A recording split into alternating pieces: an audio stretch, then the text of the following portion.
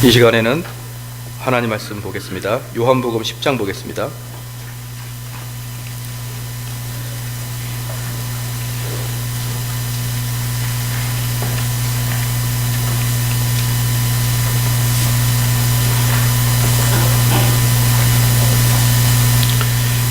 요한복음 10장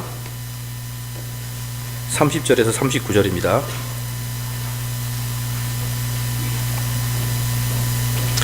요한복음 10장 30절에서 39절 말씀까지입니다. 제가 봉독해 올리겠습니다. 나의 아버지는 하나이니라 하신대 유대인들이 다시 돌을 들어 치려 하거늘 예수께서 대답하시되 내가 아버지께로 말미암아 여러 가지 선한 일을 너희에게 보였거늘 그 중에 어떤 일로 나를 돌로 치려 하느냐. 유대인들이 대답하되 선한 일을 인하여 우리가 너를 돌로 치려 하는 것이 아니라 참남함을 인함이니 네가 사람이 되어 자칭 하나님이라 함이로다. 예수께서 가라사대 너의 율법에 기록한 바 내가 너희를 신이라 하였노라 하지 아니하였느냐. 성경은 패하지 못하나니 하나님의 말씀을 받은 사람을 신이라 하였거든. 하물며 하나님께서 거룩하게 하사 세상에 보내신 자가 나는 하나님의 아들이라 하는 것으로 너희가 어찌 참남하느냐 하느냐. 만일 내가 내 아버지의 일을 행치 아니하거든 나를 믿지 말려니와 내가 행하거든 나를 믿지 아니할지라도 그 일을 믿으라. 그리하면 너희가 아버지께서 내 안에 계시고 내가 아버지 안에 있음을 깨달아 알리라 하신대 저희가 다시 예수를 잡고자 하였으나 그 손에서 벗어나 나가시니라. 요한복음 10장은 아주 독특한 장인데요. 예수님의 사역을 두 부분으로 나눌 수가 있습니다. 예수님의 공생의 사역, 예수님의 사적인 사역, 공적인 사역, 사적인 사역 이렇게 두 개로 나눌 수 있거든요. 예수님의 공적인 사역은 뭐냐? 예수님이 세례를 받으시고 그 다음에 시험을 받으시고 그가 비로소 외치사 회개하라 천국이 가까웠느니라 이제 이렇게 이야기하면서 공적인 사역 그것을 하고 이제 공적으로 돌아다니면서 많은 사람들에게 복음을 가르치고 병을 고치고 이러한 일들을 공적인 사역이라 그럽니다.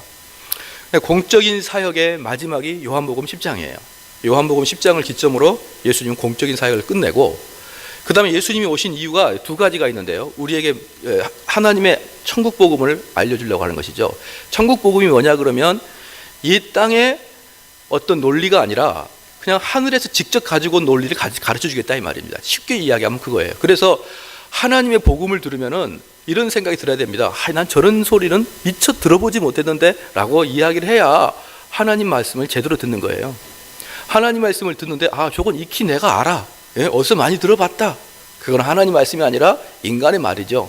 하나님 말씀은요 들어도 또 새롭고 들어도 때새롭고 지금은 아멘 많이 해도 이따가 못할 겁니다.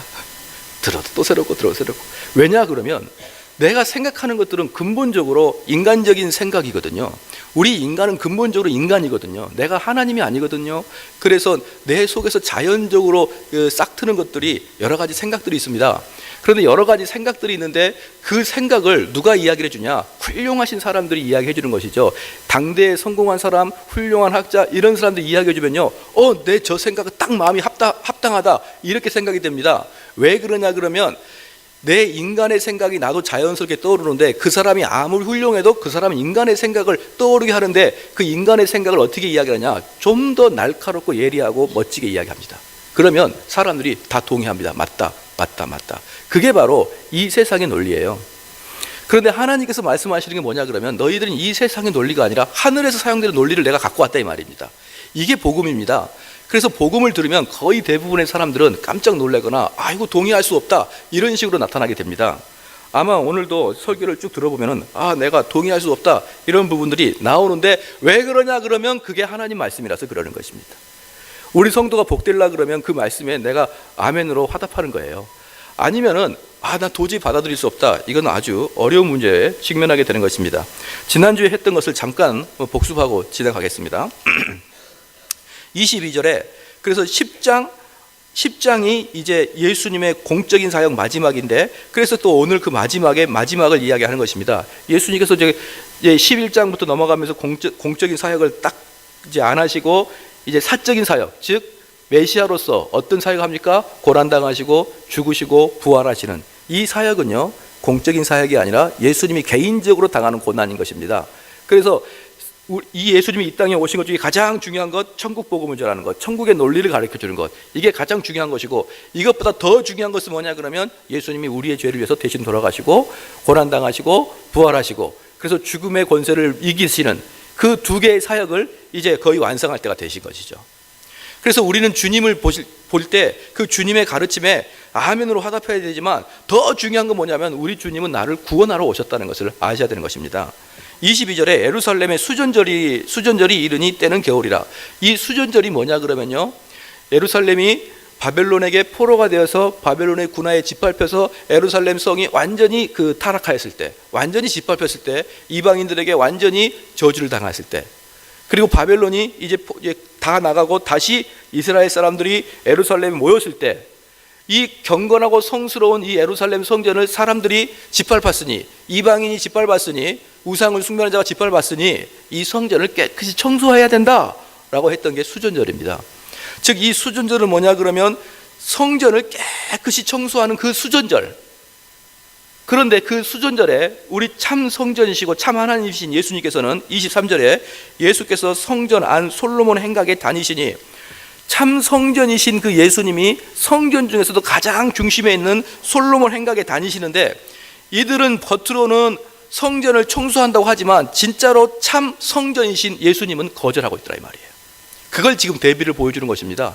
사람들은 자기가 열심히 성전을 닦죠. 열심히 성전을 청소합니다.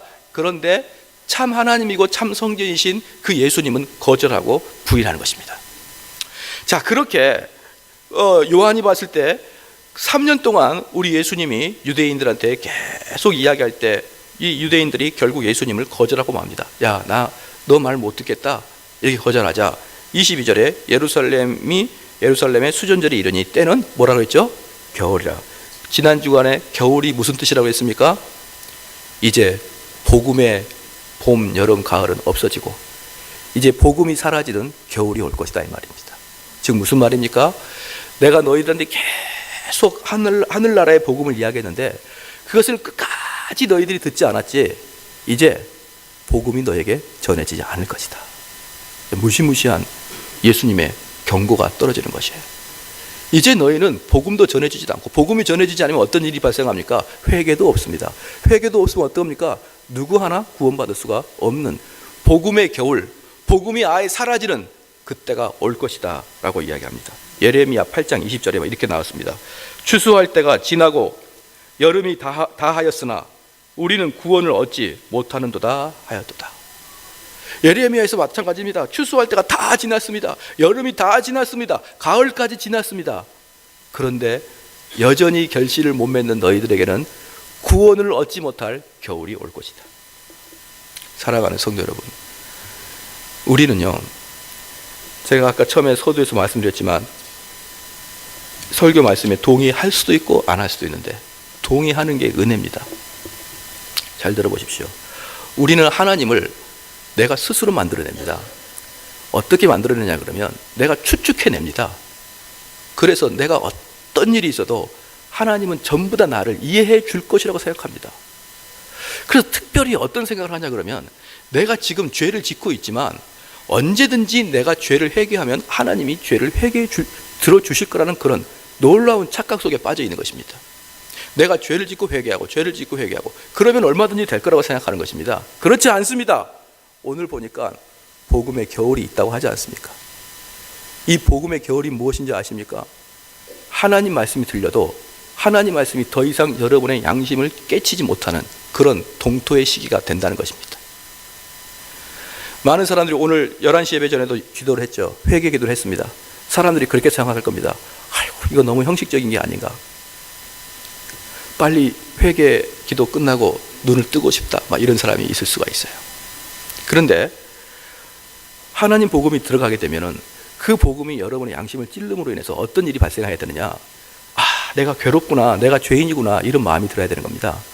아, 내가 죄인이구나, 그래서 어떻게 나가야 되느냐? 하나님께 회개해야 됩니다. 그래서요, 회개를 하지 않으면 어떻게 되느냐? 회개가 두 가지 회개가 있는데, 우리가 완전히 DNA가 완전히 바뀌어버리는 회개, 즉 우리 자신이 완전히 달라진 사람으로 바뀌는 회개, 즉 내가 자연인이었다가 내가 완전히 거듭난 사람으로, 내가 일반인이었다가 완전히 그리스도인으로 바뀌는 그러한 게 회개입니다. 근데 이 회개 말고 또 하나 회개가 있는데, 우리가 매일매일 매주 짓는 죄를 회개하는 회개가 있습니다. 그런데 이 두 개 다 중요한데 왜 중요하냐 그러면, 첫 번째 회개, 즉 내가 완전히 DNA가 바뀌고 내가 완전히 일반인에서 그리스도로 바뀌는 그 회개는요, 하나님이 주시는 것입니다. 하나님이 주시지 않으면 누구나 그 일을 할 수가 없습니다. 그래서 보편적으로 그 회개를 당하는 사람은 어떻게 당하냐면, 그냥 길을 가다가 하나님이 강압적으로 그에게 회개할 마음을 주시는 거예요. 그래서 그 자리에서 꼭으로 앉아가지고 주여 나를 용서하여 주셔서, 이런 놀라운 역사들이 일어납니다. 그런 것들이 1년에 한 차례씩, 아니 1년이 아닙니다, 일평생에 한 차례씩 일어나겠죠. 그 아주 획기적인 그 회심의 기간이 있겠죠. 그러면 그 다음에 매일매일 짓는 죄에 대해서 회개는 어떤 의미가 있느냐, 우리가 매일매일 짓는 죄를 회개를 하지 않고 그냥 지나가면은 매일매일 우리가 하늘에서 내리는 먼지처럼 쌓입니다. 어디에 쌓이냐면 우리 양심 위에 쌓입니다. 우리 양심에 매일매일 쌓이는데, 이것을 매일매일 매주 해결하지 않고 그냥 지나가면 이게 계속 두텁게 쌓입니다. 이게 계속 두텁게 쌓이다가 어떻게 되느냐, 나중에는 이 양심이 도대체 밖으로 나올 수 없을 정도로 아주 강하고 강력한 두께의 아스팔트처럼 쌓여버린다 이 말입니다. 그럼 어떻게 되느냐, 아스팔트로 쌓이면은 목사가 아무리 강력한 설교로 그를 드릴로 뚫을지라도 초강력 드릴이 아니면 그거 절대로 뚫리지 않습니다. 무슨 말입니까? 회개하지 않고 계속 시간을 보내는 사람들 있죠. 그러다 나이가 점점 먹어가죠. 회개 못합니다.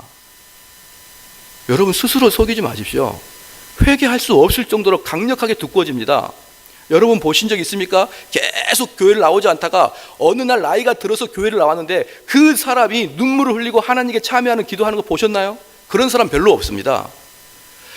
나이가 많이 들수록 어릴 때부터 신앙생활 하는 사람은 계속 죄를 털고 그래서 그런 여전히 나이가 들어도 신앙생활을 하면서 나이가 드신 분들은 양심이 아직도 얇습니다.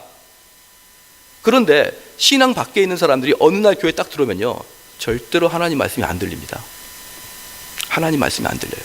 그게 바로 뭡니까? 복음의 겨울이 왔다는 거예요.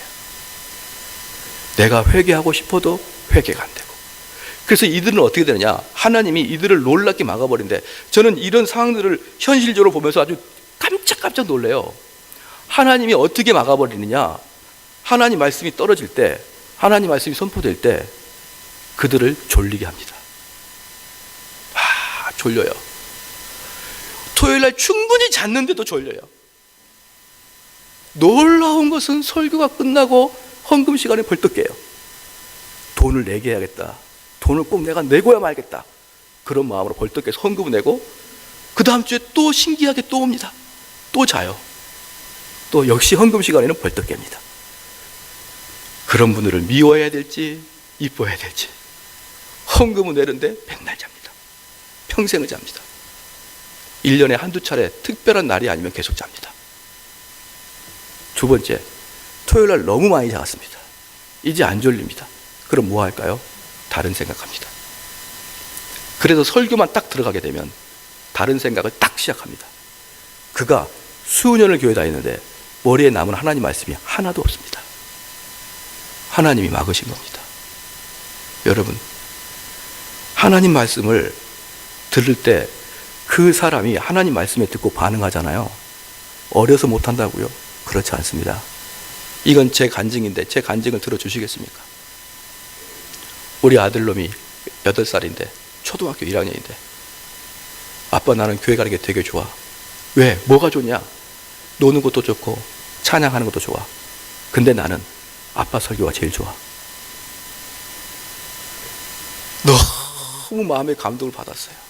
8살짜리가 아빠 설교가 좋다는 거예요. 그리고 실질적으로 그 아이가 설교할 때는 집중해서 듣습니다. 그래서 제가 너 주일날이면 여기 안 오지 않느냐? 너 유치부에서 예배드리지 않느냐? 아빠 수요일과 금요일에 아빠 설교하시잖아. 그래서 제가 이건 제2의 스펄전이다. 스펄전은 기독교 역사 2000년 동안의 설교의 황태자라고 하지 않습니까? 스펄전이다. 이거 조기교육 시켜야겠다. 그래가지고 스펄전이 왜 그러냐 그러면, 어릴 때 장난감이 없어가지고요, 스펄전은 5살, 6살 때 할아버지가 목사님이었고 아버님이 목사님이었거든요. 스펄전은 할아버지 방에서 계속 노는데 그 어릴 때부터 할아버지가 보는 책을 읽고 살았어요. 스펄전은. 그것도 아주 강력한 청교도 책을. 그리고 자라왔던 스펄전이 2000년 역사의 최고의 설교 황태자가 됐듯이 우리 민혁이도 이거 범상치 않다. 그래서 제가 수요일 날만 되면 앞자리 나와라. 그랬더니 그 다음 주부터 계속 자는 거예요. 잠시 제가 착각한 것 같습니다. 네, 자녀한테 착각을 자기 하게 됩니다. 그런데 그 아이도 설교를 들어요. 더 나아가서 정말 뛰어난 사람도 설교를 못 듣습니다. 또 정말 지식이 좋지 않은 사람도 설교 듣지만 정말 이해력이 많은 것 같은 사람도 설교를 못 듣습니다. 반대로 정말 지식이 뛰어난 사람도 설교에 은혜 받지만 일자무식도 설교를 의심합니다. 그건 지금 무슨 말을 한 줄 아십니까? 설교를 듣고 은혜 받는 것은요, 그 사람의 지적 수준과 나이 수준과 상관없습니다. 뭐와 상관이 있는 줄 아십니까? 그가 택함 받았느냐 받지 않았느냐 그 차이입니다. 택함 받았으면 8살도 아멘 할렐루야 합니다. 그 심장을 찌르는 설교가 됩니다. 그 택함 받지 않은 사람은 그가 아무리 어떤 자가 될지라도 절대로 은혜 받지 못합니다. 지난주에 했던 거 다시 한번 읽겠습니다. 26절 10장 26절 읽겠습니다. 시작. 너희가 내 양이 아니므로 믿지 아니하는다. 27절 내 양은 내 음성을 들으며 나는 저희를 알며 저희는 나를 따르리니. 28절까지요. 내가 저희에게 영생을 주노니 영원히 멸망치 아니할 터이요 또 저희를 내 손에서 빼앗을 자가 없느니라. 왜 그랬습니까? 왜 그 말이 들립니까? 그렇습니다. 택한 자기 때문에 들리는 겁니다. 너희들 유대인들이 왜 그렇게 목소리가 내 목소리가 안 들리는 줄 아느냐? 너희들 안 택해서 너희들 안 들리는 거야 이 사람들아. 그렇게 지금 예수님이 이야기하는 거예요. 그러면서 하는 말씀이 지금 마지막이다. 내가 너희들한테 이야기하는 마지막이야. 이미 겨울이 왔어. 마지막 내가 말하겠다. 나는 하나님이다 이 말이에요. 30절 한번 읽겠습니다. 30절 시작. 나와 아버지는 하나니라 하신대. 예수님께서 아주 대놓고 이제 성경에서는요, 예수님과 하나님이 하나라라는 개념을 자주 이야기합니다. 예를 들어서 예수님께서 내가 너 안에, 너희가 내 안에, 내가 아버지 안에, 아버지가 내 안에, 이런 식으로 아버지와 내가 하나라는 것을 어렴풋이 암시합니다. 그런데 아예 대놓고 아버지와 나는 하나다라고 이야기하는 것은 이때가 처음이에요. 하나님과 나는 하나다라고 이야기합니다. 그러니까 어떻게 사람들이 반응하냐면 32절에 예수께서 대답하시되 내가 아버지께로 말미암아 여러 가지 선한 일을 너희에게 보였거늘 그 중에 어떤 일로 나를 돌로 치려 하느냐. 32절에 그렇습니다. 왜? 31절에 어떻게 했으니까요, 유대인들이 다시 돌을 들어 치려 하거늘. 재밌는 게 뭐냐 그러면요, 하나님 예수님이 당신이 다 지금까지 이 땅에 오셔가지고 3년 동안 사람들을 가르치시고, 근데 그 가르치시는 게 어떤 가르침이냐면 권세가 있고 깜짝 놀랄 만한 가르침이었습니다. 저의 가르침은 서기관과 바리새인들과 가르침이 틀리고 권세가 있는 가르침이라고 그랬습니다. 왜? 하늘의 복음을 직접 이야기했으니까. 그런데 그렇게 놀라운 가르침을 했죠. 그 다음에 사람들이 유사일에 한 번도 경험하지 못했던 장님이 소경이 눈을 떴죠. 안진뱅이가 일어났죠. 문둥병자가 고침을 당했죠. 심지어 죽은 자를 살리신 그런 선한 일들을 너희가 보지 않았느냐라고 이야기하는 겁니다. 그런데 너희들 왜 나를 돌로 치려고 하는 거냐? 그런데 유대인들은 뭐라고 하지 아십니까? 그런 역사를 쭉 보면서도 불구하고 유대인들은 계속적으로 24절에 뭐라고 하냐면, 유대인들이 에워싸고 가로되 당신이 언제까지나 우리 마음을 의혹해 하려나이까?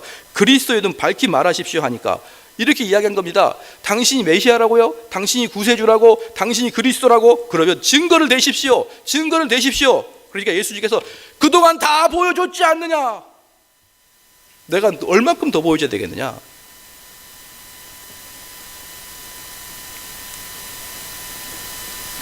로마서 1장 20절에 이런 말씀이 있습니다. 창세로부터 그의 보이지 아니하는 것들 곧 그의 영원하신 능력과 신성이 그 만드신 만물에 분명히 보여 알게 되나니 그러므로 저희가 핑계치 못할지니라. 창세기에서 창조부터 말했습니다. 로마서 1장 20절에 이 자연과 이 우주를 봐라 이 말입니다. 그러면 너희들이 마음이 열리고 깨어있는 사람은 이 우주를 보고 아 그렇구나, 이 우주는 주인이 있구나, 이걸 너희들이 깨달을 것이다. 그래서 로마서에서 바울이 뭐라고 그러냐면 너희들 핑계치 못하도록 내가 분명하게 이 자연 세계에다가 하나님의 섭리와 하나님이 살아계심을 내가 보여주겠다. 그래서 너희들 나중에 심판대 앞에서 핑계치 못하도록 내가 하겠다. 이렇게 말씀했습니다. 그래서요, 사람들이 이렇게 얘기합니다. 진짜 하나님 살아계심을 나한테 증명해 봐. 그럴 때 우리 성도는 해야 될 일이 뭡니까? 하늘을 봐라. 땅의 궁창을 봐라. 저것들을 보면 저것들이 어떻게 생겼겠느냐.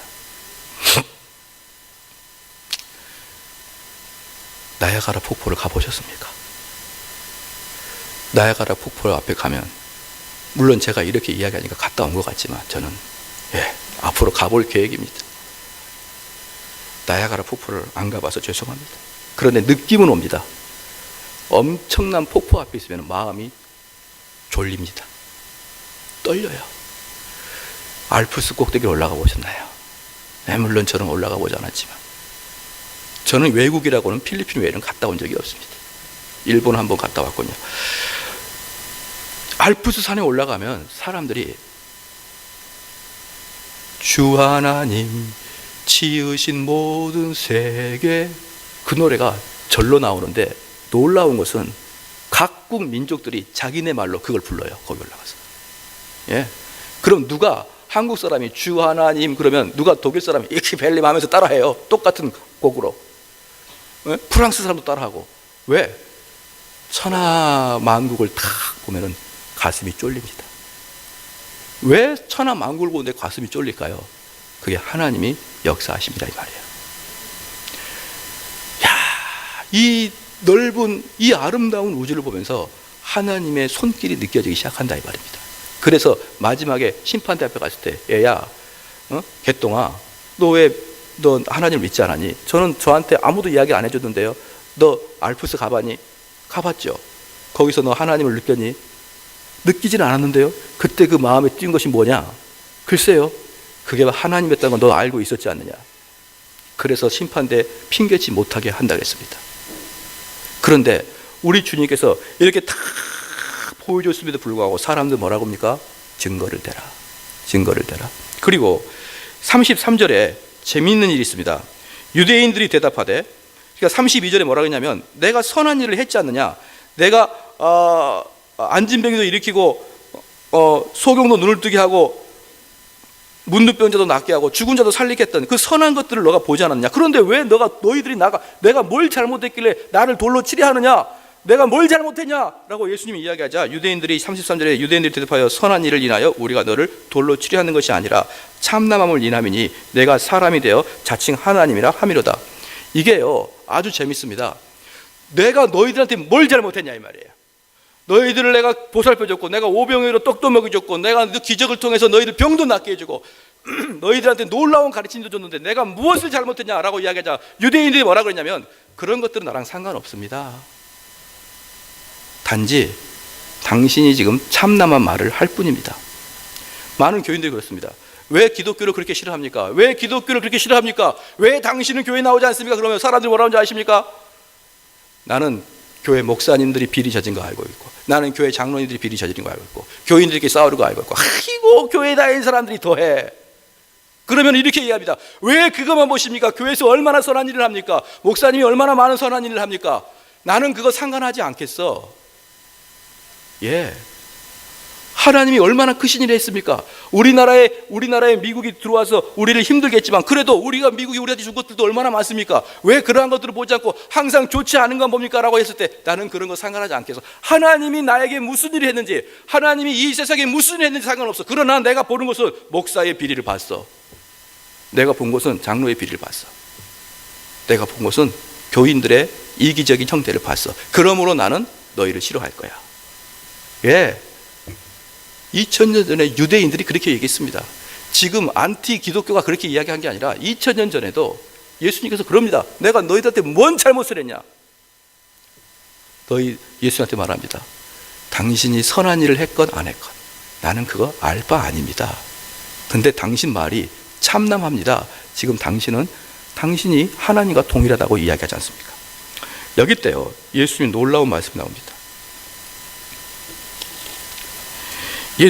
예수님께서 유대인들이 34절에 예수께서 가라사대 너희 율법에 기록한 바 내가 너희를 신이라 하였노라 하지 아니하였느냐. 예수님께서 뭐라고 하냐면 율법에 기록하였다. 내가 너희를 신이라 하였다. 이렇게 했습니다. 이게 무슨 말일까요? 35절에 성경은 폐하지 못하나니 하나님의 말씀을 받은 사람들 신이라 하였거든. 이게 뭐냐면 구약에서는요, 하나님 말씀을 맡은 자를 하나님의 아들이라고 그랬습니다. 예를 들어서 재판장이나 사사를 하나님의 아들이라고 그랬습니다. 왜 그들을 하나님의 아들이라고 그랬냐 그러면 재판장이 그에게 판결을 내리면 그것은 하나님의 판결로 받아들였습니다. 그래서 재판장이 하는 일과 사사들이 하는 일은 하나님의 일을 대신한다고 하여 그들을 하나님, 아들 또는 신이라 이렇게 이야기했습니다.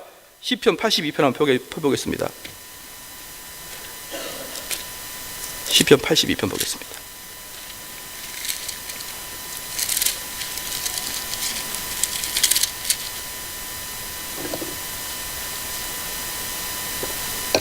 시편 82편 6절 말씀, 5절 6절 말씀 읽겠습니다. 시작. 저희는 무지무각하여 흑암 중에 왕래하니 땅의 모든 터가 흔들리도다. 내가 말하기를 너희는 신들이며 다 지존자의 아들들이라 하였느니라. 예, 7절에 너희는 범인같이 죽으며 방백에 하나같이 없어지리라. 이게 무슨 말입니까?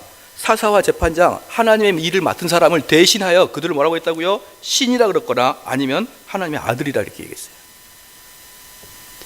그런 구약의 근거가 있습니다.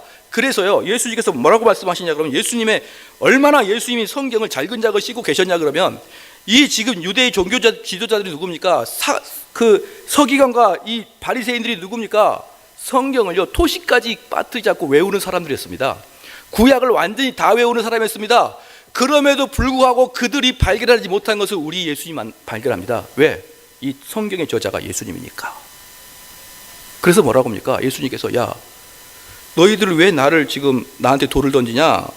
31절에 유대인들이 다시 돌을 들어 치려하거늘 예수께서 대답하시되 내가 아버지께로 말미암아 32절입니다. 여러 가지 선한 일을 너희에게 보였거늘 그 중에 어떤 일로 나를 돌로 치려하느냐? 이렇게 물으니까 유대 조중교 지도자들이 나는 너가 선한 일을 한 게 아니라 참남한 일을 해서 즉 너가 스스로 하나님 아들이라 그러니까 너를 죽이려고 그러는 것이다 라고 이야기하자 우리 주님께서 뭐라고 했냐면 그거 구약에도 그렇게 했다.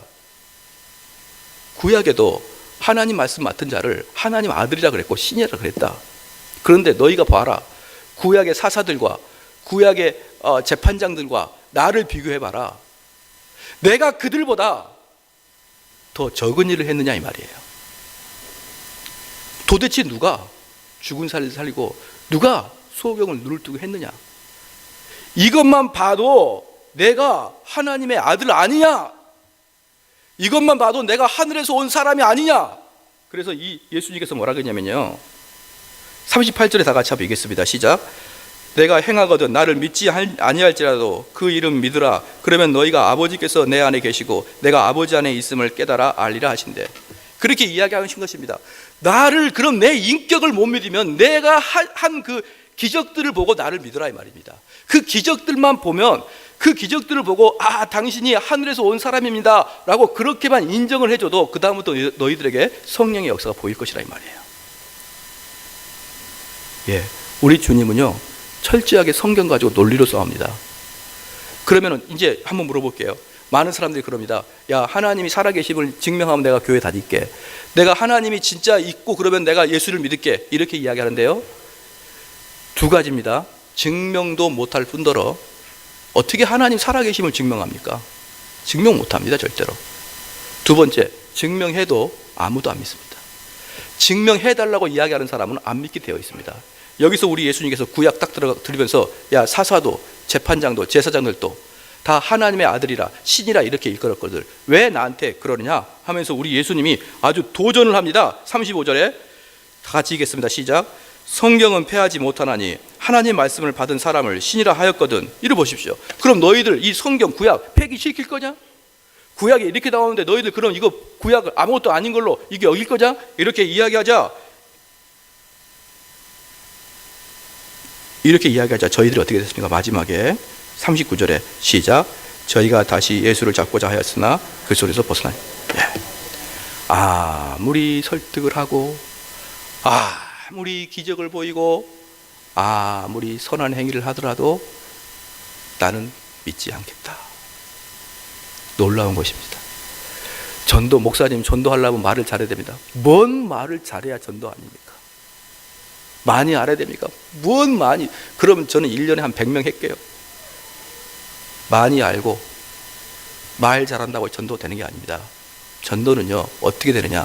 하나님이 선택된 자만 되게 되어 있습니다. 이 지역의 아파트촌 쭉 가서 우리가 복음을 전할 때, 우리가 말씀 전하면 그게 어리숙한 말이라도, 아까 22절, 23절, 24절 말씀처럼 어리숙한 말이라도 하나님의 양이면 그 말이 들려서 아멘으로 받아들이는 것이고, 하나님의 사람이 아니면 아무리 내가 설득하고 이쁘게 하더라도 안 되는 겁니다.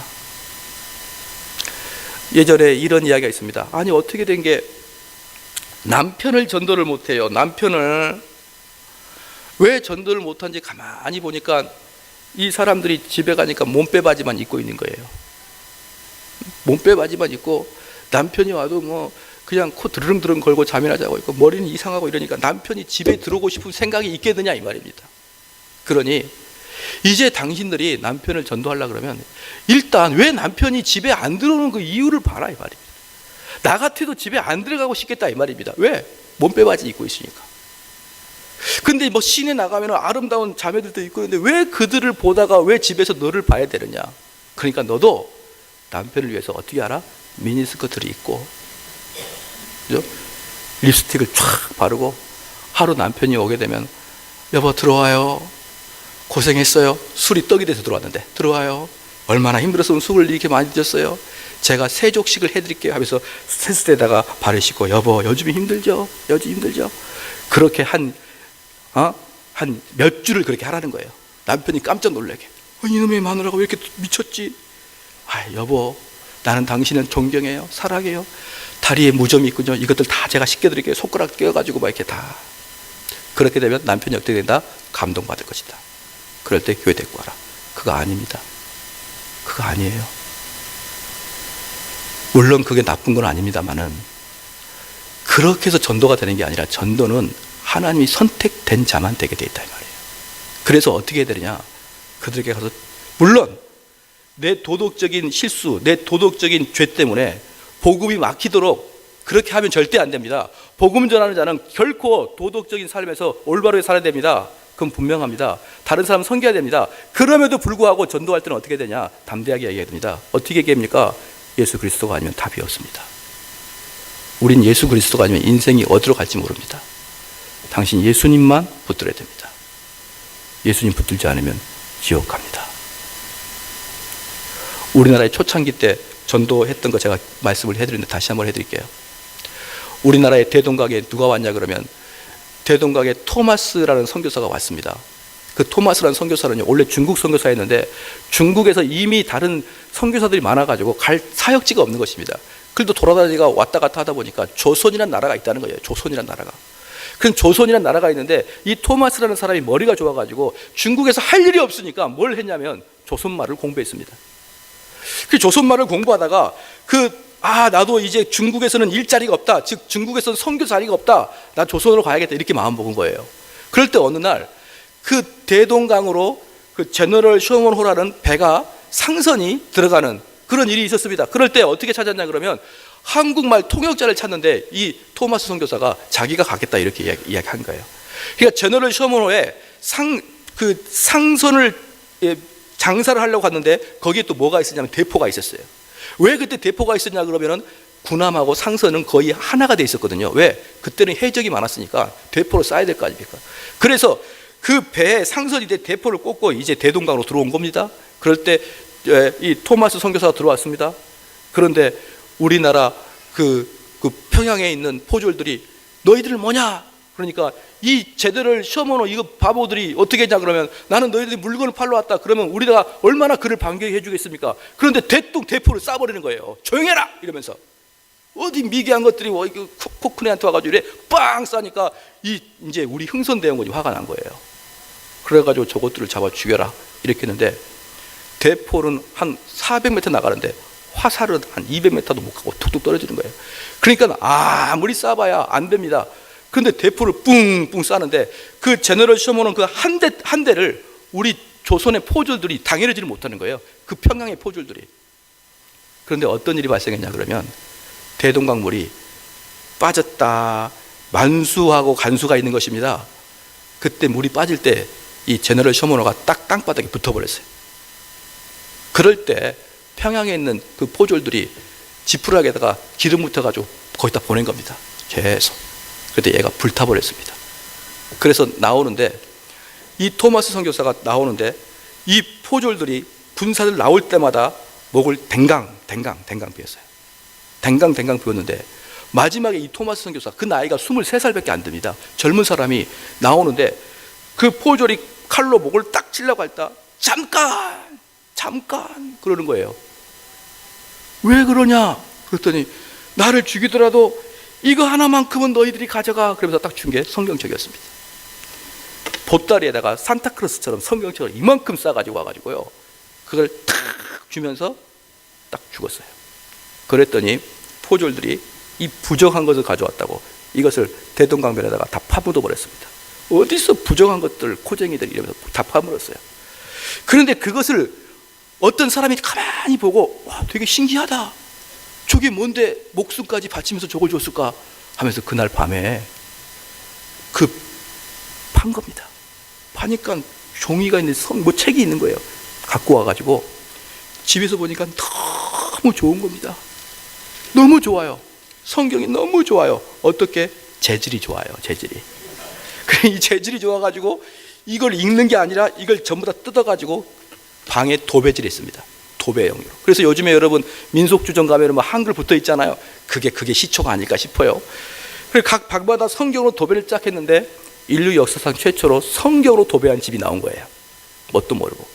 근데 그가 딱 그 사람이 누웠다가 천장을 딱 보니까 회개하라. 천국이 갖고 왔느니라. 아유 싫다. 딱 옆을 보니까 속히 회개하라. 주 예수를 믿으라. 그리하면 너 안에 구원이 이르리라. 막 성경을 보니까 공포스러운 거예요. 이리 뚝뚝. 이렇게 또 여기 성경 있고 또 뒤쪽이면 성경 있고. 그래가지고 공포심이 쌓여가지고 그 사람이 첫 번째 신자가 됐습니다. 아십니까? 하나님의 말씀은요, 우리를 무섭고 두렵고 떨리게 만들어야 그가 예수 그리스도를 붙잡는 거예요.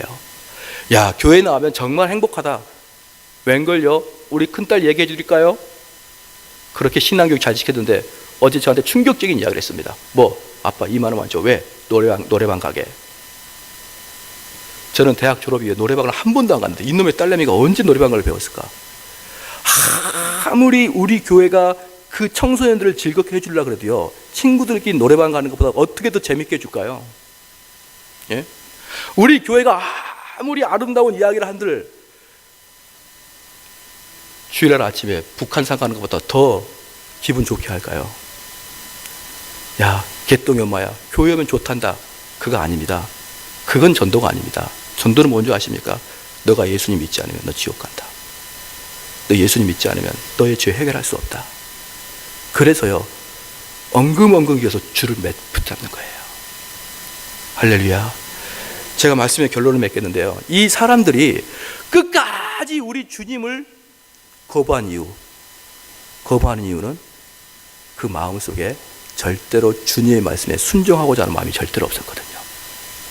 우리 성도들은 자기들이 하나님을 사랑하고 예수님을 사랑한다 그럽니다. 그렇죠? 나는 주님을 사랑합니다. 그런데 그 사랑이 뭐냐 그러면 예수님이 나에게 잘해줄 때, 나에게 고난이 오고 어려움이 오면 나도 하나님께 할 말이 따로 있습니다. 변합니다. 그래서요, 나를 구원해주고 나한테 복을 주고 이 하나님을 잘 따르겠다 이렇게 얘기합니다. 그런데 주님께서 말합니다. 내 말에 순종하라. 내 제자가 되어라 라고 이야기하게 되면 갑자기 부담스러워요. 나는 그런 주님 따를 수 없습니다. 그냥 주일날 와서 좋은 말씀 듣고 집에 가서 풍성한 마음을 갖고 일주일 살아가길 바랍니다. 그런데 갑자기 하나님 말씀에서 주님에게 순종하라 딱 그러면요, 너무 부담스럽게 하는데, 교회가 또 갑자기 억압시키는데 이럴 줄 알았다 이러면서 순종을 요구하는 메시지에는 마음을 닫아버립니다. 바로 그겁니다. 만약에 우리 예수님께서 유대 지도자들한테 이야기할 때 나는 사랑이다, 나는 너를 품어주겠다, 너가 어떤 일이 있어도 내가 너를 다 용서해주겠다, 그러면요, 우리 유대 지도자들은 절대로 주님을 죽이지 않습니다. 근데 우리 주님 뭐라고 합니까? 너희들 틀렸다. 너희들 그렇게 사는 거 하나님을 배반하는 거다. 너희들이 옳게 살라 그러면 나를 따르라. 그러니까 화가 난 거예요. 그래서 주님을 죽입니다. 사랑하는 성도 여러분, 우리가 주님을 따를 때 사랑의 주님만 따르지 마십시오. 더 강력하게 말하면요, 당분간은 사랑의 주님을 잊어버릴만 해요. 왜? 너무나 강하게 사랑의 주님으로 꽉 차 있기 때문에. 그런데 우리 주님은 누군 줄 아십니까? 심판장입니다. 재판장입니다. 마지막 날 재판장에 떵떵거리면서 주님이 나오셔서, 야 홍길동아, 야 개똥아, 내가 너의 일생을 내가 보겠다. 너 왜 이때 이렇게 했느냐. 제가 재판장에 가보니까, 재판소에 가보니까 얼마나 판사들이 권세가 있는지. 근데 마지막 날에 우리 주님께서 이야기하십니다. 야 개똥아, 야 말똥아, 내가 너에게 묻겠노라. 너가 왜 그때 그 일을 했는지 나한테 다 네 입으로 이야기해라. 그럴 때 우리는 뭐라고 이야기하겠습니까? 사랑하는 성도 여러분, 우리가 덤빌 때도 상대를 봐가면서 덤빕시다. 할렐루야.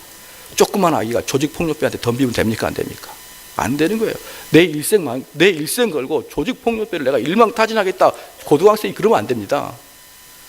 강도 때들이 내 일생을 걸고 이 군인들과 내가 한판 하겠다, 상대를 봐가면서 싸우라 이 말입니다. 그러면 만유의 심판주이신 예수님께 싸우지 말라 이 말입니다. 만유의 예수님의 무한대의 능력을 가진 그 예수님 앞에 나 예수님 말씀 거절합니다, 나 예수님 말씀 동의할 수 없습니다, 그것만큼 어리석은 일이 어디 있습니까? 오늘 이 유대의 종교 지도자들처럼 말씀을 다 듣고 다 느낀 다음에 돌을 들어서 예수님 가세요, 예수님 저리 가, 안 가면 죽일 거야, 이런 자가 아니라 또 다른 많은 사람처럼 주 앞에 무릎 꿇고 그 말씀에 순종하는 자가 되기를 주의 이름으로 축원합니다.